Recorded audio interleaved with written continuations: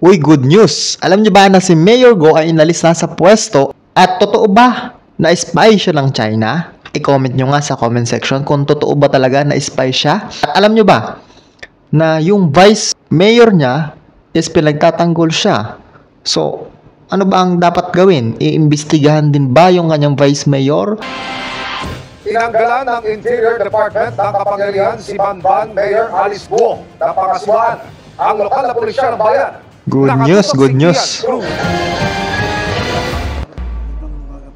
Wala sa regular flag raising ceremony ng munisipyo si Banban Mayor Alice Guo, pero nagtipon doon ang kanyang mga taga-suporta. Ipinagtanggol ni si Guo ng kanyang vice mayor, ang dating alkalde na naging katikat niya noong 2020. Yan, delikado ka, vice mayor. Kasi kinakampihan mo ito si Go. Alam mo namang kaduda-duda, pero kinakampihan mo pa pati ikaw, vice mayor, ay posibleng imbestigahan din dahil sa ginagawa niya. Kaya ikaw, vice mayor, isipin mo muna kung sino yung kakampihan mo. Kasi alam naman natin, oo, wala talaga siyang ginagawang mali. Pero sa mata mo, walang nakikitang mali. Pero sa mata ng publiko, maraming nakikitang mali. Ito, elections. Alam ko naman na ang aming operation dito, okay naman. Wala akong nakikita na kanyang operation dito. Ang sabi niya pa, walang nakikitang mali. Okay naman yung operation daw. Bakit? Sasabihin ba sa'yo yung kanyang pagkakakilanlan? Sigurado, never niyan sasabihin yan sa kahit na sino. Kasi nga, itinatago niya. At itatago niya yun habang buhay hanggang sa lumabas na yung totoo. Sana po, huwag niyo munang kampihan ito si Mayor Go at hayaan na lang po natin na ang gobyerno mag-imbestiga kung talagang may pagkakasala ito si Mayor Go. Hayaan lang po natin sila. Hindi tama. Based on the investigation, so malalaman na natin. Yes, tama. Parang niya kilala si Go. Yan, ganyan dapat. Based on investigation dapat. Tama yan. Panahon kung kailan 15 anyos pa lang ito, batay sa sinasabing edad niya ngayon.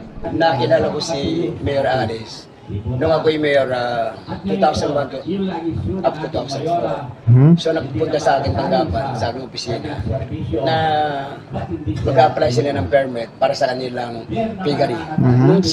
Yun yung unang-una, mag-apply para sa piggery nila. Humingi sa amin ng permit, doon ko nakita.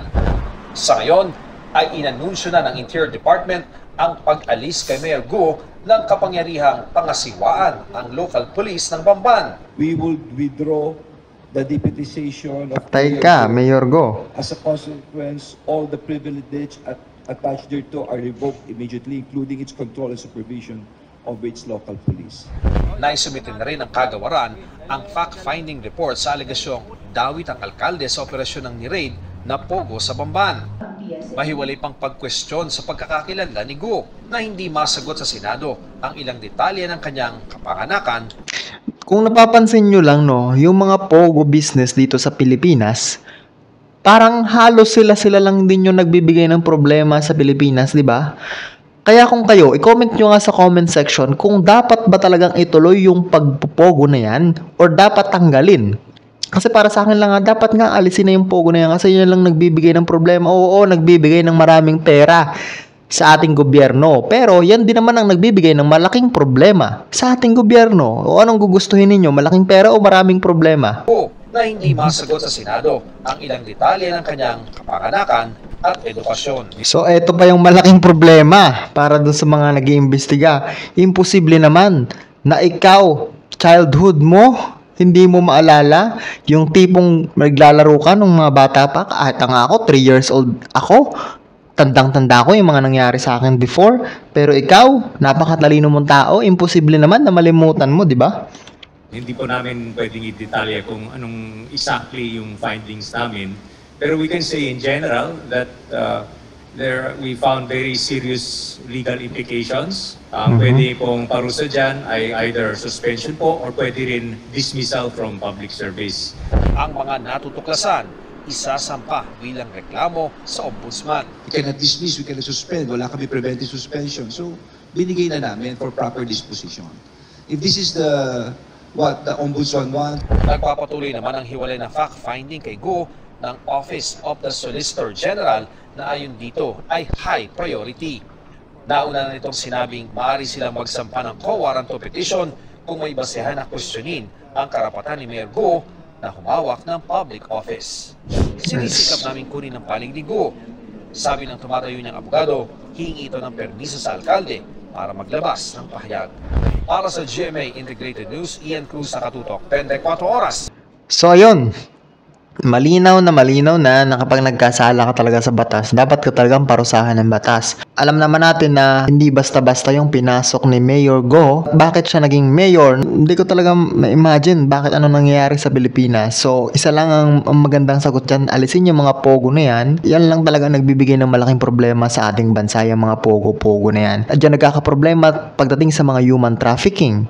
Diba? Katulad na lang sa ibang bansa. Pupunta ka ng Myanmar, Cambodia, mapupunta ka sa ganyan. Di ba marami nang ibinalita na pagpunta mo sa Pogo, taga-ibang bansa yung dadalhin. Kunyari sa Cambodia yon, hindi mga taga-Cambodia yung gagawing tao doon. Ang gagawing tao doon yung ibang bansa, taga-ibang bansa katulad ng Pilipinas, Vietnam, para hindi agad-agad makakatakas. Kasi kung taga-Cambodia lang din naman yung gagawing staff doon ng kanilang Pogo, is napaka-easy sa kanilang tumakas. Parang ganito rin sa atin sa Pilipinas, 'di ba? Kasi kaya ang ginagawa nila is mga Vietnamese, Chinese, para kung sa ganon pag nagkaroon ng human trafficking, magkaroon na sila ng punishment sa mga tao nila, hindi agad-agad makakatakas yung mga tao nila. So ganun lang, kasi maraming problema talaga tong Pogo na to, hindi lang basta isa, hindi lang basta sugal yan, kasi mga scammer din yung mga yan. So, no to Pogo tayo. Please lang. So, don't forget to follow and subscribe to my YouTube channel. Thank you so much.